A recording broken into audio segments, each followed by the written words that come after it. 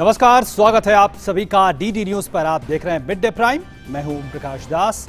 अगले 1 घंटे में हम बात करेंगे देश भर की तमाम बड़ी खबरों की, बताएंगे दुनिया भर में कौन कौन सी खबरों पर सबकी नजर, क्या चल रहा है खेल और अर्थ जगत की दुनिया में, और कुछ झलकियां होंगी फिल्म, कला और संस्कृति के क्षेत्र से भी। लेकिन सबसे पहले बड़ी खबरों पर नजर। प्रधानमंत्री नरेंद्र मोदी 3 देशों की यात्रा पर रवाना। फ्रांस के राष्ट्रपति इमैनुअल मैक्रों के साथ करेंगे द्विपक्षीय वार्ता। रवाना होने से पहले प्रधानमंत्री ने कहा, उनकी यात्रा से दोनों देशों के बीच कूटनीतिक साझेदारी होगी और मजबूत।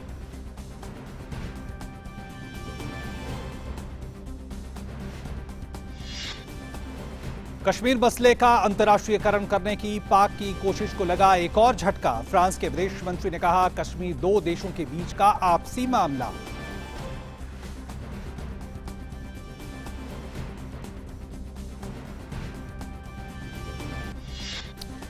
जम्मू कश्मीर में हालात सामान्य, सभी स्कूल खुले। दिन के दौरान पाबंदियों में भी मिली छूट। यातायात सामान्य, ज्यादातर इलाकों में लैंडलाइन व्यवस्था बहाल।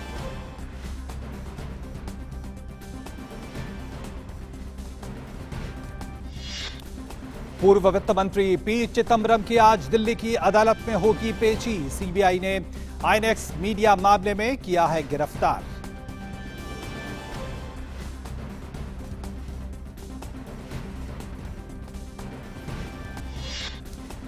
महाराष्ट्र नवनिर्माण सेना के प्रमुख राज ठाकरे मुंबई में प्रवर्तन निदेशालय के सामने पेश। कोहिनूर सीटीएनएल इंफ्रास्ट्रक्चर कंपनी में आईएलएनएफएस द्वारा 450 करोड़ रुपए के इक्विटी निवेश और कर्ज से जुड़ी अनियमितताओं की जांच के सिलसिले में ईडी ने राज ठाकरे को किया तलब। केंद्रीय गृह मंत्री अमित शाह की अध्यक्षता में पश्चिमी आंचलिक परिषद की गोवा में बैठक। गुजरात, महाराष्ट्र और गोवा के मुख्यमंत्री और दमन और द्वीप एवं दादर एवं नगर हवेली के प्रशासक कर रहे हैं शिरकत।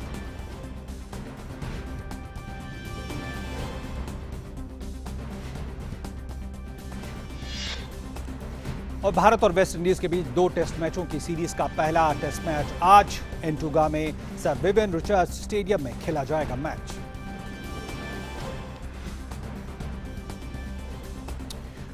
और इस वक्त की बड़ी खबर, आईएनएक्स मीडिया मामले में भ्रष्टाचार के आरोपों से घिरे पूर्व वित्त मंत्री पी चिदंबरम को आज राउज एवेन्यू कोर्ट में पेश किया जाएगा। कल दिन भर चले हाई वोल्टेज ड्रामा के बाद आखिरकार सीबीआई ने कल रात में चिदंबरम को गिरफ्तार किया। भारी हंगामे के बीच सीबीआई, ईडी और दिल्ली पुलिस की संयुक्त टीमों ने चिदंबरम को उनके नई दिल्ली के जोरबाग स्थित आवास पर हिरासत में लिया। चिदंबरम ने कल रात सीबीआई मुख्यालय में ही गुजारी है। उच्चतम न्यायालय ने पी चिदंबरम की याचिका को तुरंत सुनवाई के लिए सूचीबद्ध करने से इनकार कर दिया। अब उनकी याचिका पर सुप्रीम कोर्ट में शुक्रवार को सुनवाई हो सकती है। चिदंबरम की गिरफ्तारी का सिलसिला कल बेहद दिलचस्प रहा। दरअसल ईडी और सीबीआई ने उनके खिलाफ लुकआउट नोटिस जारी किया था। सीबीआई जहां कल सारा दिन गायब हुए चिदंबरम को ढूंढने में लगी रही, वहीं चिदंबरम अचानक रात को कांग्रेस मुख्यालय पहुंचे और मीडिया के सामने अपना पक्ष रखा। उन्होंने कहा कि उनके ऊपर लगे आरोप बेबुनियाद हैं।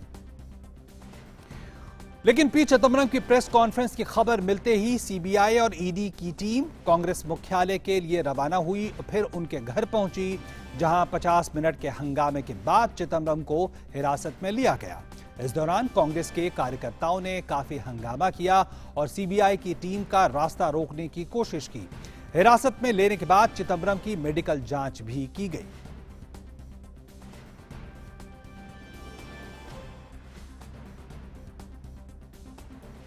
और भ्रष्टाचार के मामलों को लेकर सरकार का रुख हमेशा से ही बेहद कड़ा रहा है।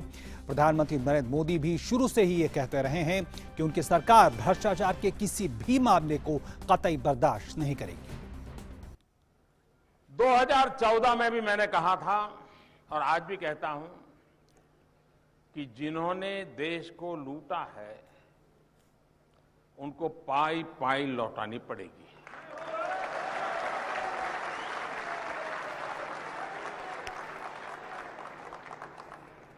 अब आपने देखा होगा 2014 से सारी चीजें इकट्ठा करना, सबको समेटना, अफसर भी वही थे जो कभी न कभी उनके साथ काम किया था। अब धीरे धीरे वो अफसर रिटायर्ड हो रहे हैं, नए आ रहे हैं, तो जरा मेरे काम की सुविधा भी बढ़ रही है। तो 2014 से आपकी मदद से मैं इन लोगों को जेल के दरवाजे तक तो ले गया।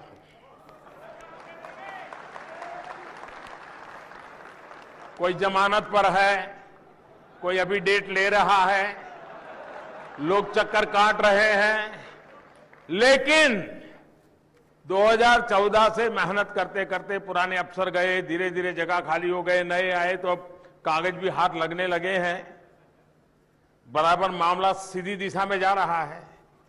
2014 से अब तक मैं जेल के दरवाजे तक ले गया हूं। 2019 के बाद और इस खबर पर हमारे साथ जुड़ रहे हैं हमारे संवाददाता अनिल पुनिया राउज एवेन्यू कोर्ट के परिसर से। अनिल, सबसे पहले यही कि क्या वक्त है जिस समय पेश किया जाएगा पी चिदम्बरम को कोर्ट में?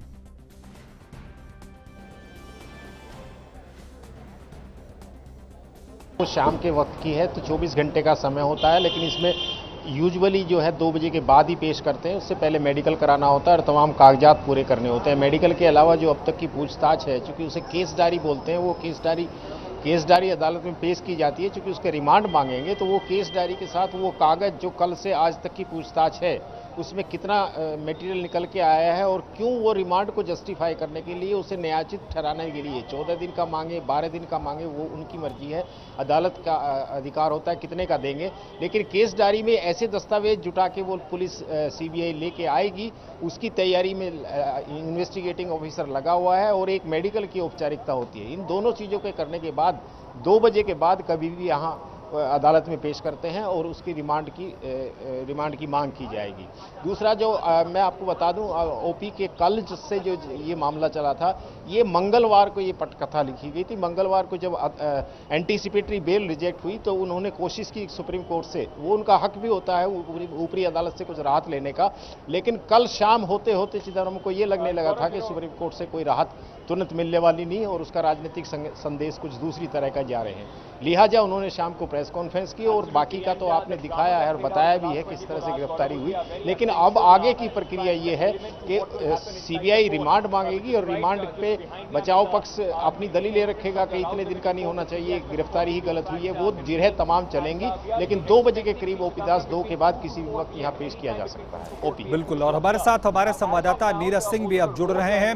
नीरज, जिस तरह से सीबीआई ने एक हाई वोल्टेज ड्रामा के बाद एक तरह से हिरासत में लिया, आपको लगता है कि रिमांड की मांग तो करेगी ही करेगी, और साथ में यह भी एक चुनौती होगी कि जिस तरह से पी चिदम्बरम उनकी तरफ से यह कहा जा रहा है कि गिरफ्तारी की कोई जरूरत नहीं है, हालांकि सीबीआई जो ये कहती रही है बार बार कि सहयोग नहीं कर रहे हैं चिदम्बरम, क्या यही लगता है प्रमुख दलील होगी सीबीआई की? देखिए, बिल्कुल दलील होगी सीबीआई की, और स्पष्ट तौर पर सीबीआई का ये कहना है, इससे पहले भी क्योंकि 27 बार कोर्ट से राहत मिली है पी चिदम्बरम को। कहीं ना कहीं पी चिदम्बरम ये जानते थे कि सीबीआई के सवालों के जो जवाब हैं वो नहीं दे पाएंगे, क्योंकि सीबीआई ने पूरा का पूरा जो मनी ट्रेल है वो कह सकते हैं कि उसको क्रैक कर लिया था। ये जानकारी सीबीआई के पास थी कि किस तरीके से आईएनएक्स मीडिया जो केस है उसमें जो पैसा है वो किस किस माध्यम से और कैसे पहुंचा है, इसकी पूरी जानकारी सीबीआई के पास थी। सीबीआई ने जब भी पी चिदम्बरम को पूछताछ के लिए बुलाया, सीबीआई के सवालों के जवाब पी चिदम्बरम ने पूरी तरीके से नहीं दिए, गोलमोल जवाब देते रहे कि मुझे नहीं पता, मैं नहीं जानता। यहाँ तक कि उन्होंने इस बात से भी इनकार किया था कि वो पीटर मुखर्जी और इंद्राणी मुखर्जी से मिले हैं। लेकिन जब सीबीआई की टीम ने पीटर मुखर्जी और इंद्राणी मुखर्जी से पूछताछ करी थी तो इंद्राणी मुखर्जी ने ये स्पष्ट किया था कि उनकी मुलाकात पी चिदम्बरम से नॉर्थ ब्लॉक में हुई थी और पी चिदम्बरम ने ही उन्हें सलाह दी थी कि वो कार्ति चिदम्बरम के पास जाएं, कार्ति चिदम्बरम की केस में विदेशी निवेश है वो आसानी से आ सके और उन्हें किसी तरह की परेशानी ना हो। बिल्कुल। आर्थिक मामलों की कैबिनेट कमेटी को भी उन्होंने एक तरह से बाईपास किया।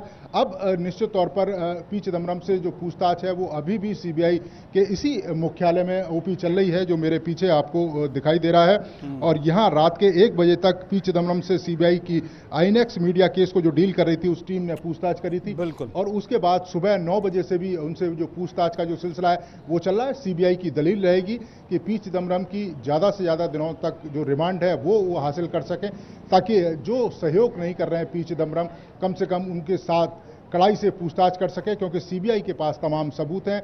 यहां तक कि कार्ति चिदम्बरम ने जिन सवालों के जवाब दिए उनका भी क्रॉस चेक सीबीआई करना चाहेगी पी चिदम्बरम से। नीरज, ये बताएं, जिस तरह से खबरें आ रही थी मीडिया में कि पी चिदम्बरम सवालों के बदले खुद सवाल कर रहे हैं, सहयोग नहीं कर रहे हैं, ऐसे में जो आप बात कह रहे हैं कि जो मनी ट्रेल है उसका कहीं ना कहीं अंदाजा लगा है और उसकी कड़ियां जोड़ने में सीबीआई लगी हुई है, ऐसे में ये कहा जा रहा है कि एक बड़ी बात यह है कि जिस तरह से पीटर मुखर्जी और इंद्राणी मुखर्जी से पूछताछ में चीजें सामने आई हैं, बयान सामने आए, वो एक प्रमुख आधार है इस वक्त चिदम्बरम से पूछताछ का। ये कितना सही है?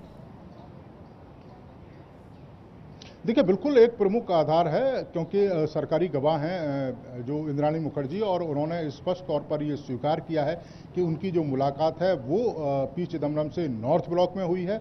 और वहीं पर पी चिदम्बरम ने ये कहा था कि वो कार्ति चिदम्बरम से मिले। कार्ति चिदम्बरम से भी मुलाकात दिल्ली में ही होती है, दिल्ली के एक 5 स्टार होटल में होती है।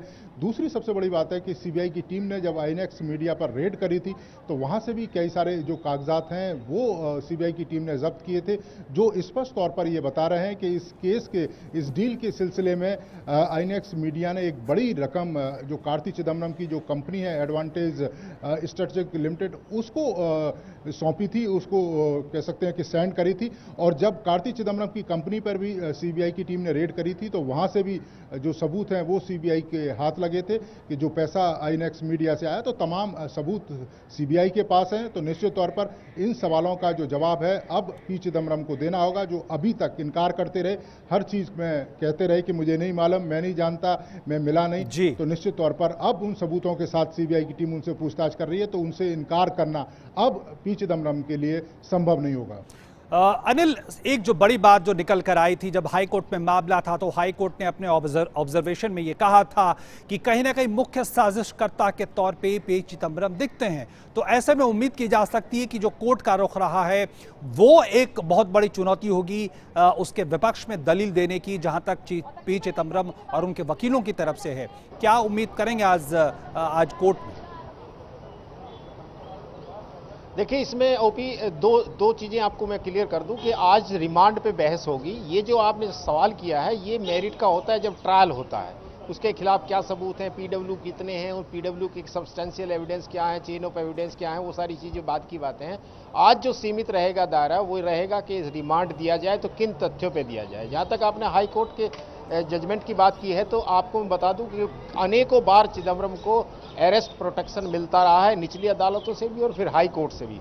करीब 17 महीने तक हाई कोर्ट में अरेस्ट प्रोटेक्शन रहा, चूंकि अग्रिम जमानत पे जो एंटीसिपेटरी बेल थी उस पर फैसला नहीं आया था।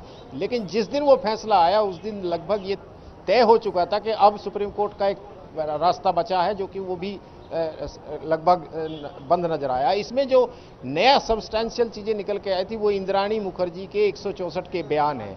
पुलिस के सामने जो बयान दिए जाते हैं वो 161 के होते हैं, वो कोर्ट में मान्य नहीं होते। लेकिन 164 के बयान जब मजिस्ट्रेट के सामने कलमबद्ध हो जाते हैं तो वो बतौर एविडेंस कोर्ट में एज इट इज मान्य होते हैं, अगर वो उनसे बहुत ज़्यादा मुकरती नहीं है। लेकिन चांसेस ये होते हैं कि 164 के जो बयान हैं जो कि इंद्राणी मुखर्जी ने फरवरी में दिए हैं, उसे इन्वेस्टिगेटिंग एजेंसी ने अप्रूवर बनाया है। हालांकि वो एक 302 की कॉन्स्पायरेसी में जेल में बंद है, लेकिन वो जो इसके बयान है जिसमें चूंकि वो बेनिफिशरी थी, आईएनएक्स मीडिया में थी और उसने जिस तरह से नरेट किया, जिस तरह से बताया कि चिदम्बरम और कार्ति चिदम्बरम ने किस किस तरह से कहां बैठकें की और कहां पैसे मांगे गए हैं, वो बयान ज्यादा महत्वपूर्ण है। उसी के आधार पर ये चीजें फंसती चली गई। अनिल, एक बात मैं इसलिए सवाल पूछ रहा हूं क्योंकि जिस तरह से कहा जा रहा है सिर्फ न पी चिदम्बरम की तरफ से, उनके परिवार के दूसरे सदस्यों की तरफ से कि लगातार वो सहयोग करते रहे हैं और कहीं ना कहीं ये सीबीआई को कोर्ट के समक्ष रखना पड़ेगा कि क्यों जरूरी है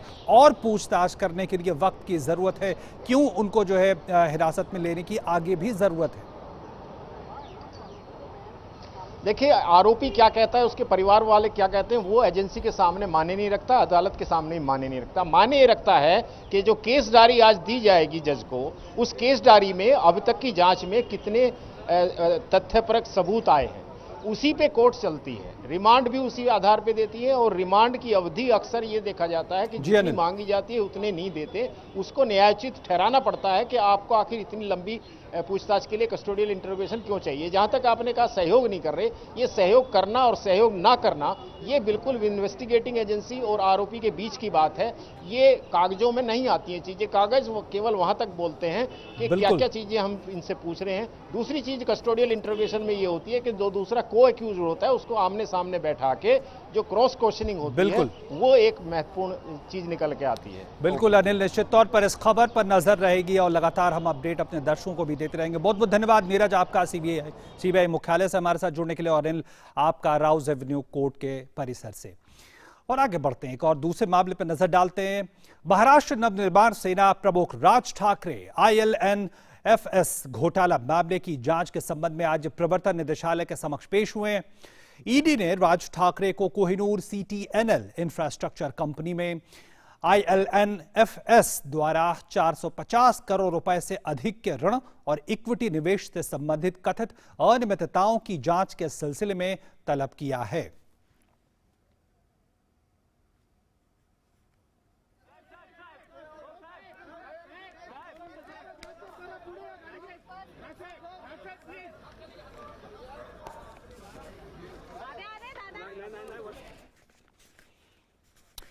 और इस पूरे मामले से जुड़े क्या तथ्य हैं, अगर उस पर हम नजर डालें तो ये तस्वीर इस तरह से कुछ बनती दिखती है कि जिस तरह से ये मामला 400 करोड़ से ज्यादा का है, और इसमें कहा गया है कि जो कोहिनूर CTNL का नामक जो है कंपनी की मिल्कियत, इससे जुड़ा ये मामला है।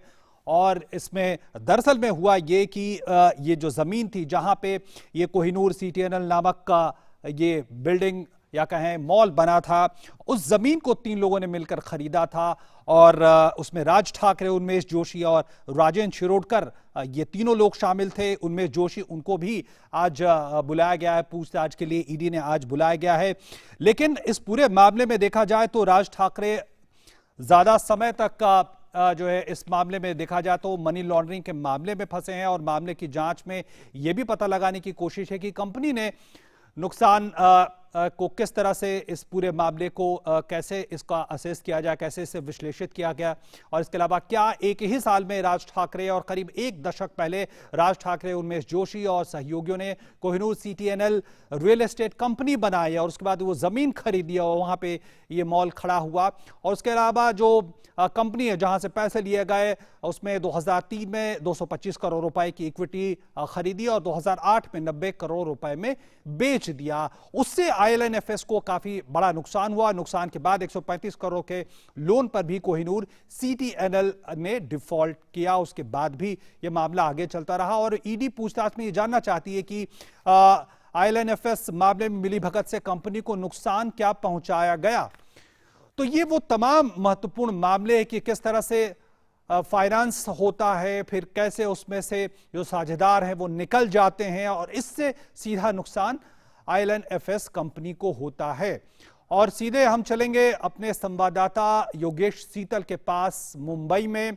और योगेश, इस वक्त जो तमाम पेचीदगियां हैं इस मामले से जुड़ी, उसको जानने से पहले हम ये जान लेते हैं कि एक कानून व्यवस्था का पूरा मामला के तौर पे भी इसे देखा जा रहा था। जो आज़ाद मैदान जो पुलिस स्टेशन के इलाके हैं वहां पे धारा 144 लगा दी गई थी, इस वक्त क्या स्थिति?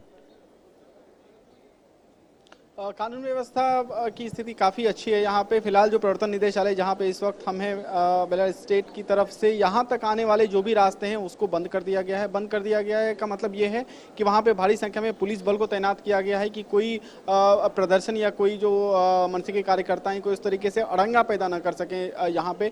तो एक एहतियात के तौर पर ये जो है ये कदम उठाया गया। इसके अलावा 144 जो है धारा CRPC की, उसको 4 थाने के जुरिस्डिक्शन में लगाया गया है। ये चारों वही इलाके हैं जो कि इससे जुड़े हुए हैं। तो कुल मिलाकर कानून व्यवस्था जो है अभी ठीक है। सवेरे में कुछ डिटेंशन भी जो है वो एहतियात के तौर पे किया गया था, जो कार्यकर्ता हैं MNS के, जो जिन्होंने कोशिश की थी थोड़ा लॉ एंड ऑर्डर सिचुएशंस को थोड़ा डिस्टर्ब करने की, उनको डिटेन भी किया गया है। ओवरऑल जो अभी सिचुएशन है वो ठीक है।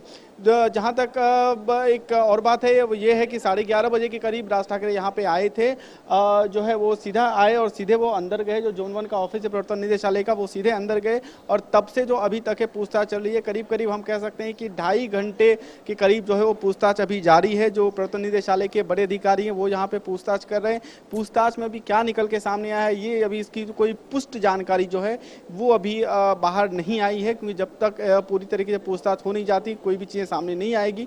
और इसके बाद जो जिस तरीके से आपने पूरा ग्राफिक्स के माध्यम से जिस तरीके से आपने बताया, देखिए इस मामले में पेचीदगियां कई हैं, एक नहीं है, क्योंकि जो उन्मेष जोशी है उनकी पहले भी एक कंपनी थी जिसको जो डिफॉल्टर घोषित की गई थी।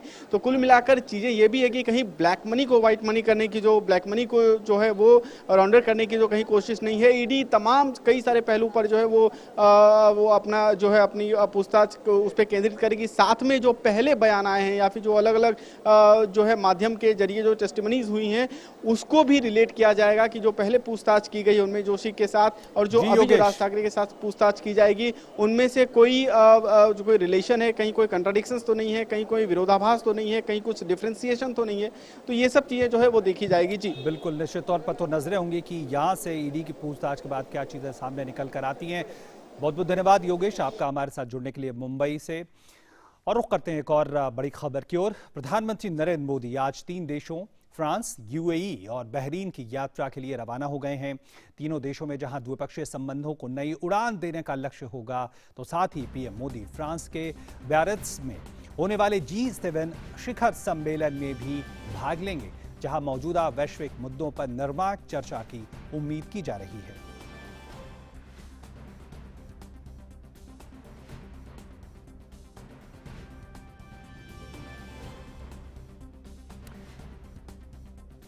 और प्रधानमंत्री 22 से 26 तारीख तक 3 देशों की यात्रा पर रहेंगे। प्रधानमंत्री पहले पहुंचेंगे फ्रांस, जहां पे द्विपक्षीय वार्ता होगी। आज देर रात ये वार्ता होने की उम्मीद है।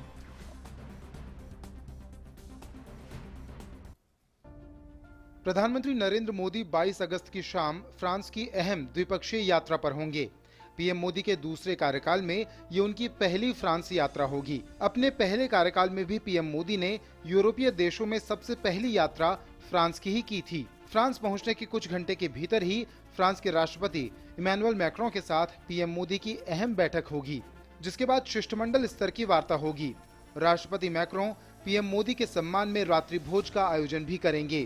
कि इस यात्रा के दौरान दोनों नेता न केवल द्विपक्षीय साझेदारी की एक पूर्ण समीक्षा करेंगे, अपितु आगे आने वाले वर्षों में द्विपक्षीय संबंधों का क्या नया स्वरूप हो, क्या उसको नए आयाम दिए जाएं, किन नए क्षेत्रों में साझेदारी में और प्रगति हो, सहभागिता में और प्रगति हो, चाहे वो साइबर का क्षेत्र हो, चाहे वो ट्रेड का क्षेत्र हो, चाहे वो साइंस एंड टेक्नोलॉजी का क्षेत्र हो, चाहे वो रिसर्च एंड डेवलपमेंट का क्षेत्र हो।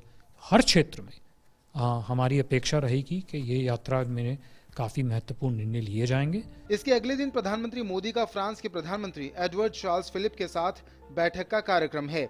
यूनेस्को के इसी भवन के सभागार में प्रधानमंत्री नरेंद्र मोदी अपने पेरिस दौरे के दौरान भारतीय समुदाय के लोगों को संबोधित करेंगे और यहीं से 1950 और 66 के विमान हादसे में मारे गए लोगों की याद में बनाए गए स्मारक का अनावरण भी करेंगे। प्रधानमंत्री मोदी राष्ट्रपति मैक्रों के आमंत्रण पर फ्रांस जा रहे हैं। उनके इस दौरे के दौरान भारत और फ्रांस के बीच चर्चा में रक्षा सहयोग महत्वपूर्ण होगा। दोनों देशों के बीच रक्षा, नौवहन क्षेत्र, अंतरिक्ष सहयोग, सूचना प्रौद्योगिकी जैसे क्षेत्रों में सहयोग को बढ़ावा देने पर चर्चा होगी। फ्रांस के साथ जैतापुर परमाणु संयंत्र परियोजना को आगे बढ़ाने पर भी चर्चा होगी। भारत और फ्रांस अंतर्राष्ट्रीय सौर गठबंधन को आगे बढ़ाने और तीसरे देश खास तौर पर अफ्रीका में इसे आगे ले जाने पर चर्चा करेंगे। हमारे सामरिक सहभागिता के सभी क्षेत्र इस वार्तालाप के दौरान उनके ब्यौरा में रहेंगे, उनके एजेंडा में रहेंगे। काफ़ी स्ट्रेटेजिक क्षेत्र हैं, जैसे कि मैंने बताया रक्षा का क्षेत्र है, अंतरिक्ष का क्षेत्र है, काउंटर टेररिज्म का क्षेत्र है, साइबर का क्षेत्र है, वैश्विक संबंधों में जो नए प्रकार के बदलाव आ रहे हैं, नई चुनौतियां आ रही हैं, उनका क्षेत्र है, मैरीटाइम डोमेन में किस प्रकार भारत फ्रांस की सहभागिता हो उसका क्षेत्र है।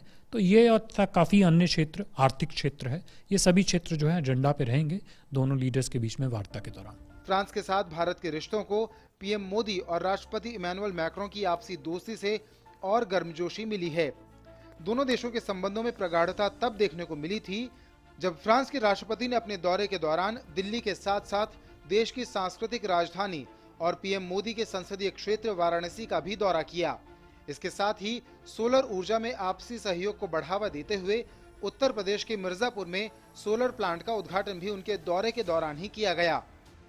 अपने पहले कार्यकाल के दौरान पीएम मोदी ने यूरोप के पहले देश के तौर पर फ्रांस की ही यात्रा की थी और तब से लेकर अब तक इन 4 वर्षों से अधिक के समय में दोनों देशों के बीच अहम क्षेत्रों में सहयोग खासा बढ़ा है।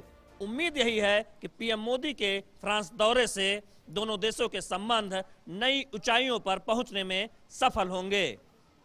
कैमरामैन प्रवीण जौहर और अपने सहयोगी निश्चल नवीन के साथ शैलेंद्र मिश्र, डीडी न्यूज, पेरिस, फ्रांस। और प्रधानमंत्री नरेंद्र मोदी ने फ्रांस रवाना होने से पहले अपने 3 देशों के दौरे के बारे में जानकारी दी।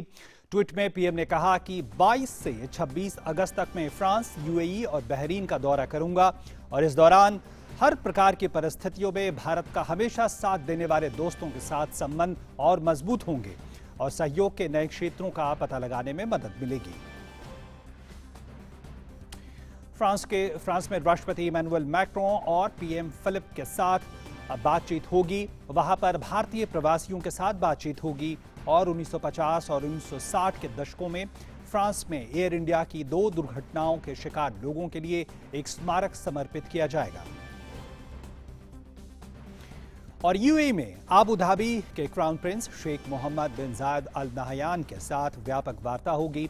क्राउन प्रिंस और मैं बापू की 150वीं जयंती को चिन्हित करने के लिए एक डाक टिकट जारी करेंगे। रुपए कार्ड भी लॉन्च किया जाएगा जिससे काफी लोगों को मदद मिलेगी। और साथ ही पीएम ने कहा कि बहरीन में भारतीय समुदाय के साथ बातचीत होगी। खाड़ी क्षेत्र के सबसे पुराने मंदिरों में से एक भगवान श्रीनाथ जी के मंदिर के पुनर्विकास के लिए विशेष समारोह में उपस्थित होना मेरे लिए एक सम्मान की बात होगी।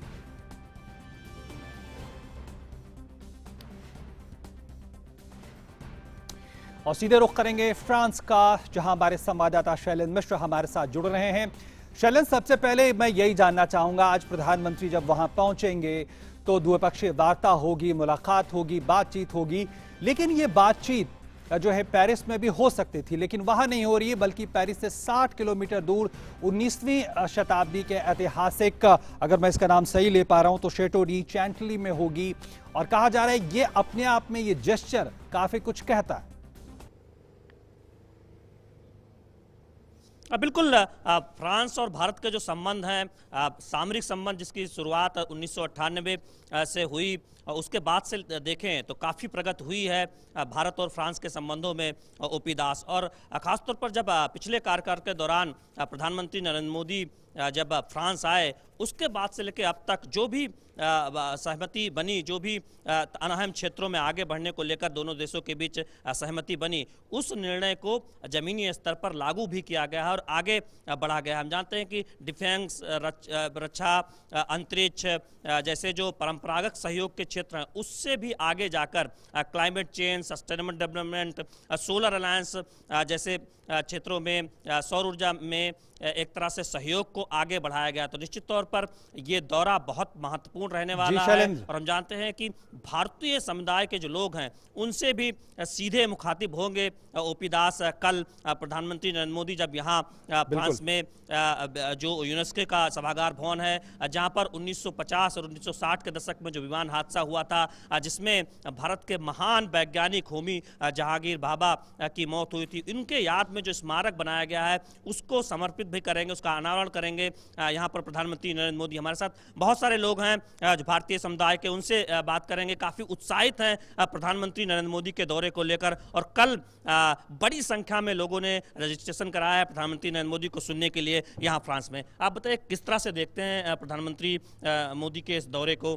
कल आप लोगों से सीधे वो बातचीत भी करेंगे। हम बहुत उत्साहित हैं, बहुत खुश हैं और हमें से कई लोग एयरपोर्ट भी जा रहे हैं मोदी जी को लाने के लिए। और भारतीय जो डायस्पोरा है, जो हमारी कम्युनिटी है, बहुत ज़्यादा शुक्रमंद है, शुक्रगुजार है मोदी जी का। उन्होंने क्या किया है, उन्होंने देश को और देशवासियों को, चाहे वो प्रवासी हों या अप्रवासी हों, उन सबको आपस में जोड़ा है। ये पहली बार हम देख रहे हैं कि भारत से एक नेता आ रहे हैं और भारतीय कम्युनिटी इतनी ज़्यादा उत्साहित है। करीब 2000 लोगों ने कल के इवेंट के लिए रजिस्टर किया है। शैलेंद्र, और सब काफ़ी ज़्यादा जानते हैं कि हर सेक्टर में मोदी जी ने उनके लाइफ को छुआ है।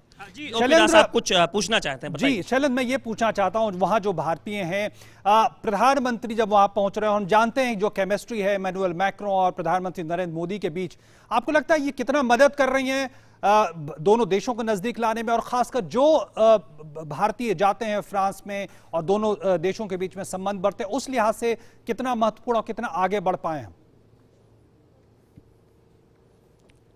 बिल्कुल, आप जो ये खास दोस्ती है प्रधानमंत्री नरेंद्र मोदी और फ्रांस के राष्ट्रपति मैक्रो के बीच, आप देखें जब वो भारत के दौरे पर आए थे, काशी गए और उसके साथ ही साथ मिर्जापुर में जो एक बड़े सोलर प्लांट का उद्घाटन किया, उस दौरे में देखने को मिला कि किस तरह से एक गाढ़ी दोस्ती है प्रधानमंत्री नरेंद्र मोदी और फ्रांस के राष्ट्रपति के बीच। ये जो आपसी दोस्ती है उसका कितना आप भारत फ्रांस संबंधों पर असर देखते हैं और कितना बदलाव आप देख रहे हैं पिछले 5 सालों में, खासतौर पर जब पीएम 2015 में मोदी जी यहाँ पर आए थे उसके बाद से लेकर अब क्या बदलाव एक भारतीय होने के नाते आप लोग देख रहे हैं भारत फ्रांस संबंधों के बीच, और भारतीय जो यहाँ पर रहते हैं वो क्या बदलाव महसूस करते हैं? मैं यहाँ पे 2017 में एज ए स्टूडेंट आया था MBA के लिए।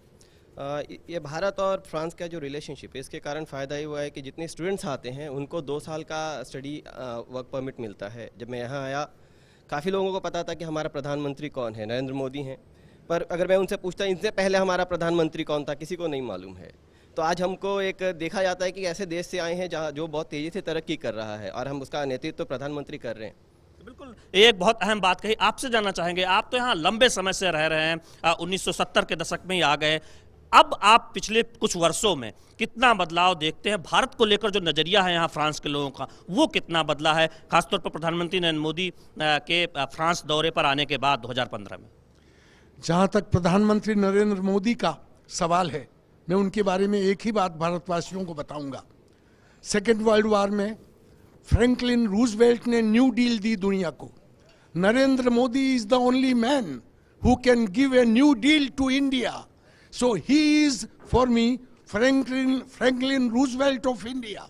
शैलेंद्र, और इन पिछले सालों में प्रोग्रेस इतनी हुई है। बिल्कुल, तो एक किस तरह से जो भारतीय समुदाय के जो लोग हैं उनमें प्रधानमंत्री नरेंद्र मोदी को लेकर एक भरोसा है और क्या बदलाव आया है, उस पर एक अंतिम राय जानते हैं। आपको क्या लगता है कितना बदलाव यहाँ पर दिखा है?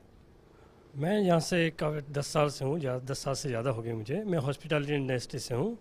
मैंने देखा है कि टूरिस्ट की तादाद बढ़ी है इंडिया से आने की, और फ्रेंच लोग भी ज़्यादा इंडिया में जाने लगे हैं। उन्होंने इंडिया को ज़्यादा से ज़्यादा जानने के लिए, जैसे कहते हैं कि तमन्ना होती है वहाँ पे जाने की, और यहाँ पे टूरिस्ट में काफ़ी इंक्रीज़ हुआ है। तो मैं कह सकता हूँ कि मोदी जी के आने के बाद एक इमेज बनी है बढ़िया भारत की फ्रेंच लोगों के बीच में बेशक, और जो सोलर अलायंस हम जो लीड कर रहे हैं फ्रांस के साथ, इंटरनेशनल सोलर अलायंस, उससे भी एक पॉजिटिव इमेज प्रधानमंत्री मोदी जी की फ्रेंच लोगों के बीच में है। ओपी दास, एक कहें कि जो भारत की जो इमेज है वो और बेहतर हुई है, और न केवल ये लोकप्रियता सिर्फ भारतीय समुदाय के लोगों में ही नहीं है, जो फ्रांस में जो लोग रह रहे हैं, जो फ्रेंच लोग हैं, वो दरअसल प्रधानमंत्री नरेंद्र मोदी के बारे में जानने समझने को उत्सुक है। यहाँ हम कुछ लोगों से मिले, हमारे साथ एक महिला मौजूद है जिन्होंने किताब भी लिखी है प्रधानमंत्री नरेंद्र मोदी पर फ्रांस में।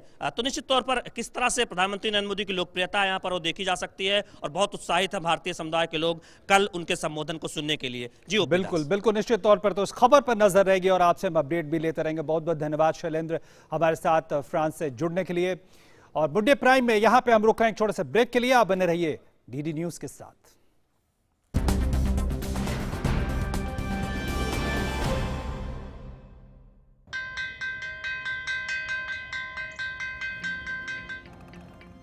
पहला अक्षर अ रट लो तो व से एक विद्वान होगा। पक्की होगी बुनियादें तो ह से हिंदुस्तान होगा। पहले करो शुरुआत करो तो पक्की बात करो। वंडर सीमेंट, एक परफेक्ट शुरुआत।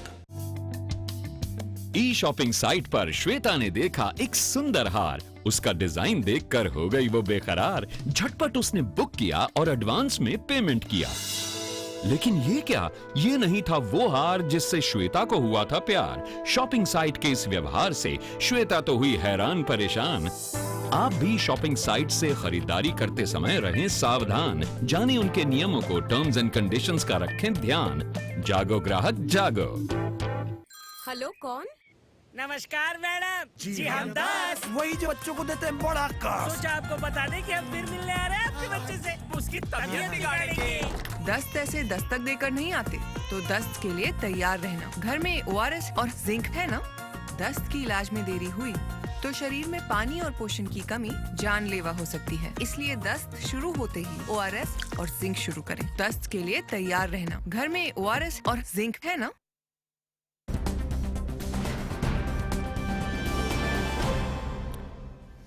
उनका फिर से आपका स्वागत मिड डे प्राइम में।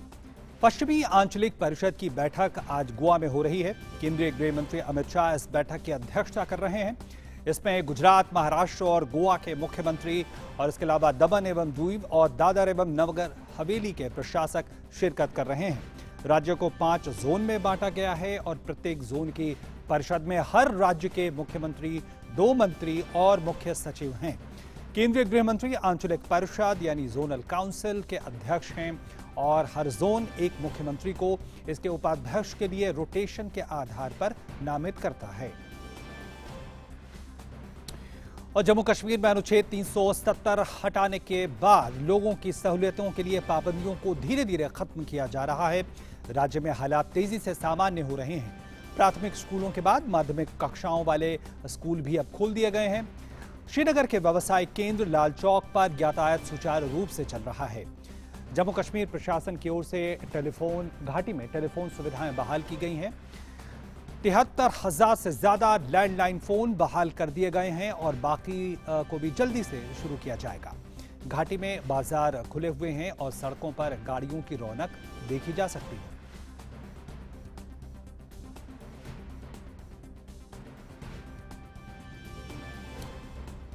और कश्मीर में तेजी से सामान्य होते हालात का असर यहां की फिजा में भी दिखाई दे रहा है। लोग रोजमर्रा के कामकाज के साथ मनोरंजन और खेलकूद में भी समय बिता रहे हैं।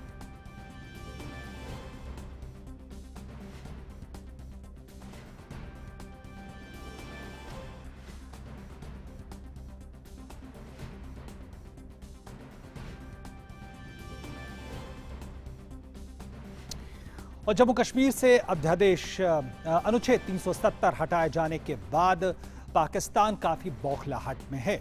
वो अंतर्राष्ट्रीय मंच पर इस मुद्दे को बहुत ही बड़ा बनाना चाहता है, लेकिन उसका ये प्रयास एक बार फिर से विफल हो गया। भारत के पक्ष का समर्थन कर रहे देशों में फ्रांस ने भी कहा है कि कश्मीर भारत और पाकिस्तान के बीच द्विपक्षीय मामला है और दोनों ही पक्षों को राजनीतिक वार्ता के जरिए मतभेदों को सुलझाना चाहिए। दरअसल फ्रांस का यह बयान ऐसे समय में आया है जब पीएम को गुरुवार को वो फ्रांस के दौरे पर पहुंच रहे हैं। अनुच्छेद 370 हटने के बाद से ही अंतर्राष्ट्रीय मंचों पर भारत का समर्थन मिलना जारी है। एक के बाद एक देश इस मसले पर भारत के साथ खड़े हो रहे हैं। फ्रांस ने कहा है कि कश्मीर भारत और पाकिस्तान के बीच द्विपक्षीय मामला है और दोनों ही पक्षों को राजनीतिक वार्ता से मतभेदों को सुलझाना चाहिए। फ्रांस के विदेश मंत्रालय ने मंगलवार को एक बयान में बताया कि और यहां पर रुक रहे एक और छोटे से ब्रेक के लिए आप बने रहे मिड डे प्राइम के साथ।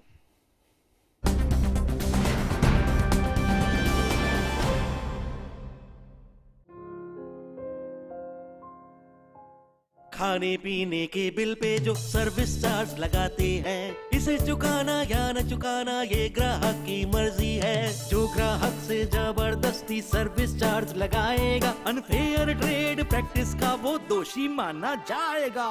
रेस्टोरेंट द्वारा ऐसा करने पर ग्राहक कंज्यूमर फोरम यानी उपभोक्ता मंच की शरण ले सकता है। सर्विस चार्ज जरूरी नहीं, ग्राहक की मजबूरी नहीं। आपका लेटर। सबरेम नमस्ते, हम हैं प्लस, जो आपके बच्चे को कर देते हैं प्लस। याद होगा आपको, अभी तो आपकी मुन्नी के साथ हंस खेल के गए थे। हम फिर से आ रहे हैं उससे मिलने। जल्द मिलते हैं। दस्त ऐसे दस्तक देकर नहीं आते। दस्त के लिए तैयार रहना। घर में ORS और जिंक है ना? दस्त की इलाज में देरी हुई तो शरीर में पानी और पोषण की कमी जानलेवा हो सकती है। इसलिए दस्त शुरू होते ही ORS और जिंक शुरू करें। दस्त के लिए तैयार रहना। घर में ORS और जिंक है ना? दादी जी, आपकी उंगली की छाप मशीन नहीं पढ़ पा रही, माफ करना, आपको अब राशन नहीं मिल पाएगा। मैं बहुत दूर से आई हूँ, कुछ तो तरीका होगा। तरीका है आंटी। अगर कभी उंगलियों की छाप या फिर आंखों का स्कैन ना हो या कोई और वजह से वेरीफाई ना हो पाए, तो कानून है कि कोई भी दुकानदार राशन देने से मना नहीं कर सकता। आधार लेटर या फिर ई-आधार की कॉपी लेकर या उस पे छपे QR कोड को स्कैन करके दुकानदार को राशन देना ही पड़ेगा। और इतना ही नहीं, परिवार का कोई और भी सदस्य जिसका नाम राशन कार्ड पर लिखा हो, वो भी अपनी उंगलियों की छाप देकर राशन ले सकता है। क्या सच? हाँ बिल्कुल। चलिए आपका आधार डाउनलोड करके प्रिंट लेते हैं।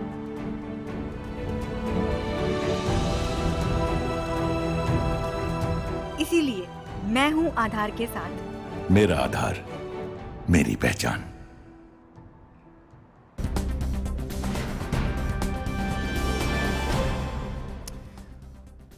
और मिड डे प्राइम में अब देखते हैं अर्थ जगत से जुड़ी खबरें।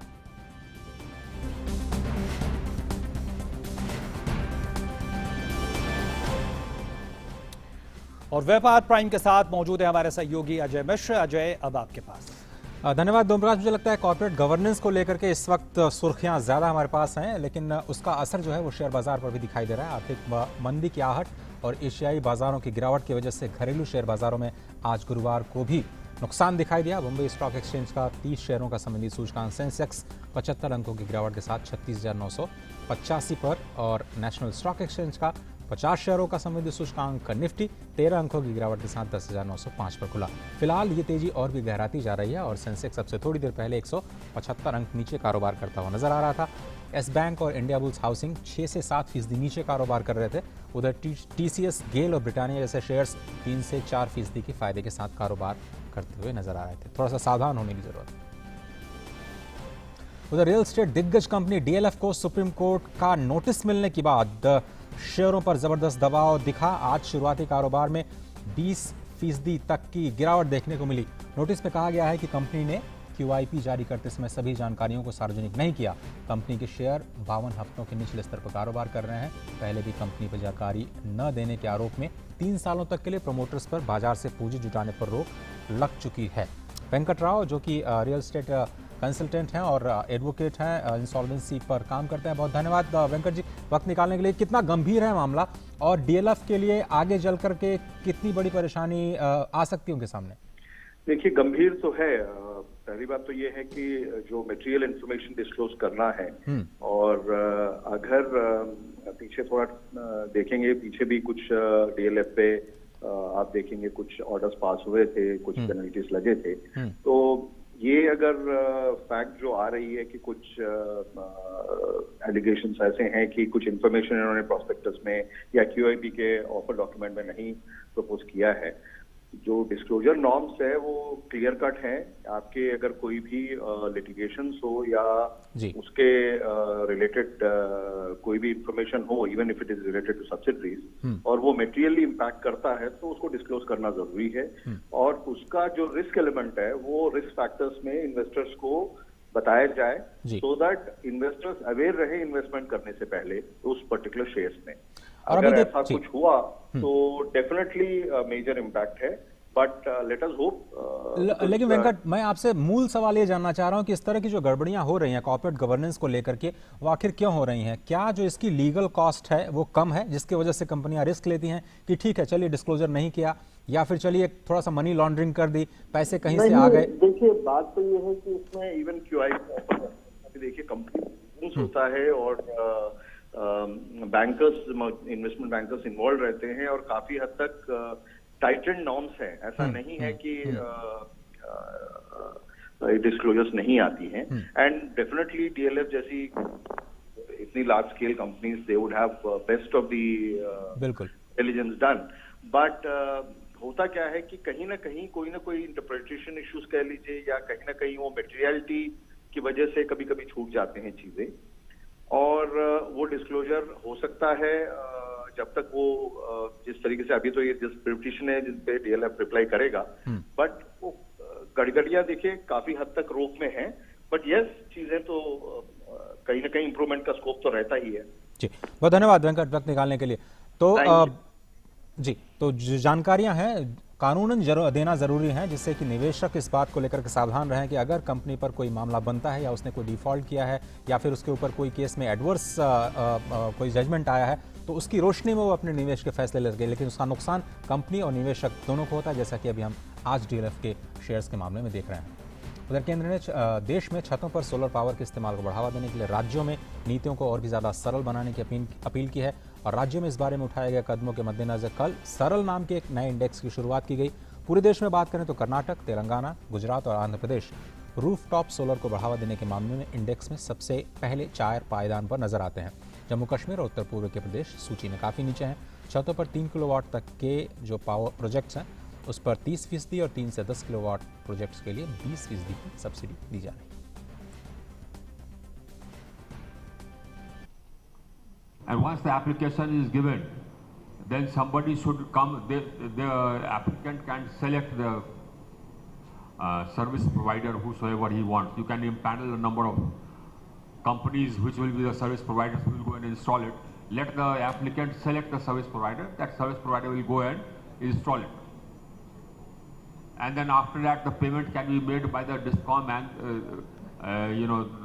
the subsidy etc. will be routed through the DISCOM. So that it becomes a simpler thing for people who want to set up rooftop. तो फिलहाल व्यापार प्राइम मिनिस्टर फिदा ओम प्रकाश, अगर आप भी सोच रहे हैं रूफ टॉप सोलर लगाने के लिए तो कॉस्ट थोड़ी सी नीचे आ रही है, लेकिन किस राज्य में लगाना है वो देखना होगा कि उनके नियम और सब्सिडी के तौर तरीके क्या है, और उसके लिए लेकिन जरूरत होगी छत आपकी, और फ्लैट वालों के लिए शायद बिल्कुल ये सुविधा नहीं है। बहुत बहुत धन्यवाद फिलहाल हमारे साथ जुड़ने के लिए और इन तमाम खबरों को हमारे दर्शकों तक पहुंचाने के लिए। और मिड डे प्राइम में फिलहाल रुक रहे हैं एक छोटे से ब्रेक के लिए, आप बने रहिए हमारे साथ।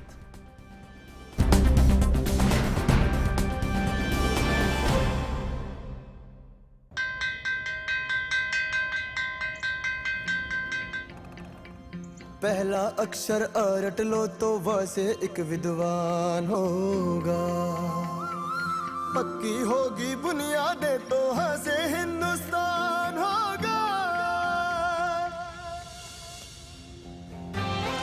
करो शुरुआत करो तो पक्की बात करो। वंडर सीमेंट, एक परफेक्ट शुरुआत। आपका लेटर। सबरे नमस्ते, हम हैं बस जो आपके बच्चे को कर देते हैं बस। याद होगा आपको, अभी तो आपकी मुन्नी के साथ हम खेल के गए थे। हम फिर से आ रहे हैं उससे मिलने। जल्द मिलते हैं। दस्त ऐसे दस्तक देकर नहीं आते, दस्त के लिए तैयार रहना। घर में ORS और जिंक है ना, दस्त की इलाज में देरी हुई तो शरीर में पानी और पोषण की कमी जानलेवा हो सकती है। इसलिए दस्त शुरू होते ही ORS और जिंक शुरू करें। दस्त के लिए तैयार रहना। घर में ORS और जिंक है ना। दादी जी, आपकी उंगली की छाप मशीन नहीं पढ़ पा रही, माफ करना, आपको अब राशन नहीं मिल पाएगा। मैं बहुत दूर से आई हूँ, कुछ तो तरीका होगा। तरीका है आंटी, अगर कभी उंगलियों की छाप या फिर आंखों का स्कैन ना हो या कोई और वजह से वेरीफाई ना हो पाए तो कानून है कि कोई भी दुकानदार राशन देने से मना नहीं कर सकता। आधार लेटर या फिर आधार की कॉपी लेकर या उस पे छपे QR कोड को स्कैन करके दुकानदार को राशन देना ही पड़ेगा। और इतना ही नहीं, परिवार का कोई और भी सदस्य जिसका नाम राशन कार्ड पर लिखा हो वो भी अपनी उंगलियों की छाप देकर राशन ले सकता है। क्या सच? हाँ बिल्कुल। चलिए आपका आधार डाउनलोड करके प्रिंट लेते हैं।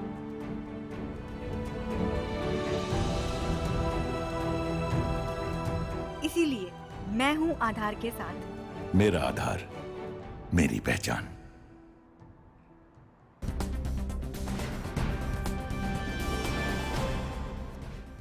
और एक बार फिर से आपका स्वागत मिड डे प्राइम में। अब बात उन खबरों की जो दुनिया भर में सुर्खियों में छाई हुई हैं।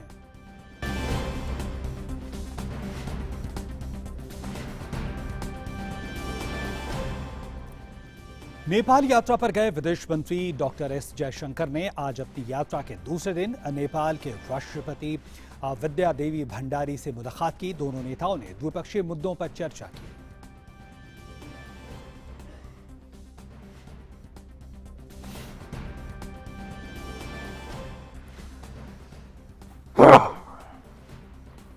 और इससे पहले भारत नेपाल संयुक्त आयोग की 5वीं बैठक कल काठमांडू में सफलतापूर्वक संपन्न हो गई। बैठक की अध्यक्षता विदेश मंत्री डॉक्टर एस जयशंकर और नेपाल के विदेश मंत्री प्रदीप कुमार गेवाली ने की। बैठक में द्विपक्षीय परियोजनाओं की प्रगति पर संतोष व्यक्त किया गया। संयुक्त आयोग ने विशेष रूप से संपर्क, आर्थिक भागीदारी, व्यापार, बिजली, जल संसाधन, संस्कृति और शिक्षा के क्षेत्र में द्विपक्षीय संबंधों की विस्तार से समीक्षा की। बैठक के दौरान भारतीय खाद्य सुरक्षा और मानक प्राधिकरण यानी FSSAI और नेपाल के खाद्य प्रौद्योगिकी और गुणवत्ता नियंत्रण विभाग DFTQC के बीच खाद्य सुरक्षा और मानकों पर समझौता ज्ञापन पर हस्ताक्षर किए गए और दोनों मंत्रियों की उपस्थिति में इनका आदान प्रदान किया गया। बैठक के दौरान तराई सड़क परियोजना और भूकंप के बाद पुनर्निर्माण परियोजना के लिए नेपाल में भारत के राजदूत मंजीव सिंह पुरी ने नेपाल के राष्ट्रीय पुनर्निर्माण प्राधिकरण के सचिव को 2 चेक सौंपे।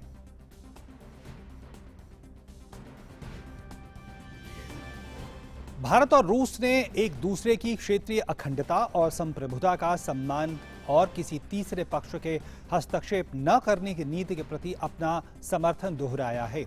राष्ट्रीय सुरक्षा सलाहकार अजित डोभाल और रूस के राष्ट्रीय सुरक्षा सलाहकार निकोलाई पत्रुशेव ने कल मॉस्को में क्षेत्रीय और अंतर्राष्ट्रीय मुद्दों पर बातचीत की और आतंकवाद के खिलाफ लड़ाई में सहयोग की पुष्टि की। विदेश मंत्रालय के बयान में कहा गया है कि भारत और रूस में दोनों देशों की राष्ट्रीय सुरक्षा परिषद के बीच द्विपक्षीय सहयोग के बारे में भी चर्चा की गई। और अब देखते हैं खेल जगत की खबरें।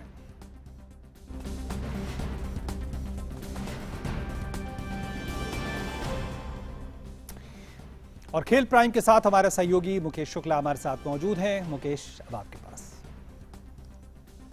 बहुत बहुत शुक्रिया ओम प्रकाश। और बात करेंगे आज के इस टेस्ट सीरीज आज से शुरू हो रही है जहां भारत खेलेगा। वेस्टइंडीज दौरे पर टीम इंडिया का शानदार प्रदर्शन जारी है।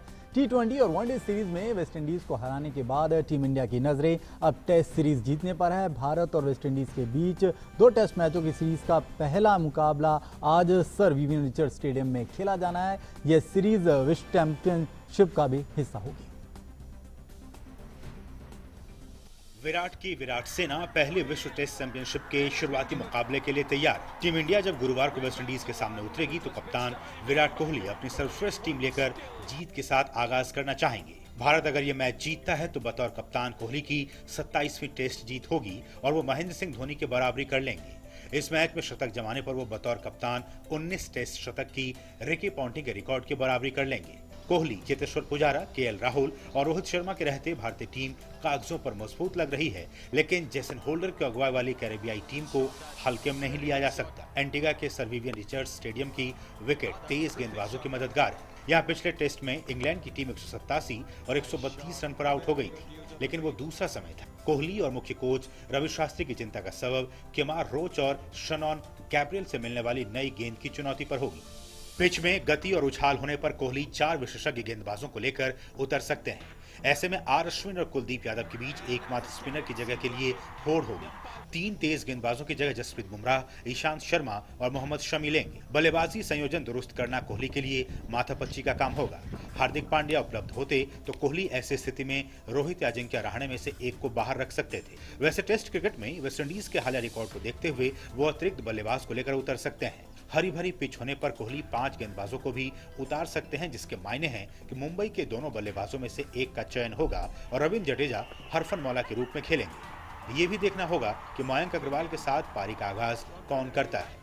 KL राहुल विशेषज्ञ सलामी बल्लेबाज हैं, लेकिन ऑस्ट्रेलिया में हनुमा विहारी को उतारा गया। अब कमोबेश आसान तेज आक्रमण के सामने उसे मौका नहीं देना ज्यादती होगी। वेस्टइंडीज के पास शाई होप, जॉन कैम्पबेल और शिमरॉन हेटमायर के रूप में 3 प्रतिभाशाली युवा हैं। भारत के खिलाफ 2016 की श्रृंखला के दौरान चेस ने पूरा दिन अश्विन को छकाया था, जब वेस्टइंडीज पारी की हार की कगार पर था। Sports desk, DD news. वहीं आज से एशेज की भी शुरुआत हो रही है। लीड्स के मैदान पर आज से इंग्लैंड और ऑस्ट्रेलिया के बीच तीसरा टेस्ट मैच शुरू होगा। 5 मैचों की सीरीज में ऑस्ट्रेलिया 1-0 से आगे चल रही है। ऐसे में मेजबान इंग्लैंड की कोशिश रहेगी कि वो इस मैच को जीतकर सीरीज में वापसी करे। ऑस्ट्रेलिया की टीम में जहां स्टीव स्मिथ नहीं खेलेंगे, वहीं इंग्लैंड की टीम में अभी भी जेम्स एंडरसन की वापसी नहीं हुई है, जो चोट के कारण पहले टेस्ट मैच में 4 ओवर फेंक कर बाहर हो गए थे। इंग्लैंड का फोकस स्मिथ की गैर मौजूदगी का फायदा उठाने पर होगा। वहीं वुमेन हॉकी टीम ने भी अच्छा किया है। भारतीय महिला हॉकी टीम ने अपने शानदार प्रदर्शन को जारी रखते हुए बुधवार को टोक्यो में खेले गए ओलंपिक टेस्ट इवेंट के फाइनल मुकाबले में जापान की टीम को एक संघर्षपूर्ण मुकाबले में 2-1 से शिकस्त देकर इस खिताब को अपने नाम कर लिया है। इस मैच में नवजोत कौर और लाल रिमाइनी ने गोल किए। जापान की ओर से एकमात्र गोल मिनामी शिमजू ने दागा। राउंड रॉबिन मुकाबले में भी दोनों टीमों के बीच मुकाबला हुआ था, जिसमें भारत ने ही 2-1 से जीत दर्ज की। तो खेल की खबरों में फिलहाल इतना ही। आगे की जानकारी के लिए सीधे चलते हैं ओम प्रकाश के पास। बहुत बहुत धन्यवाद मुकेश, हमारे दर्शकों तक इन तमाम खबरों को पहुंचाने के लिए। और अब बारी है हमारे अगले सेगमेंट लाइव प्राइम की।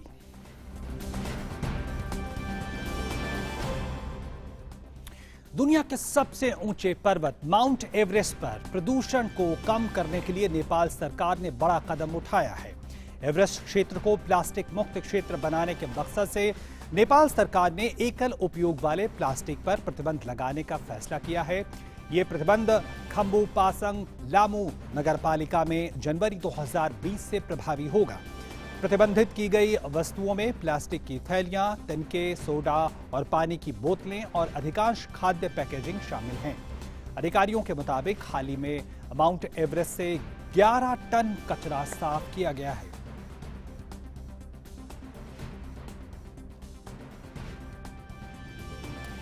और न्यूजीलैंड की संसद ने अपने सबसे नन्हे मेहमान का स्वागत कुछ अनोखे अंदाज में किया।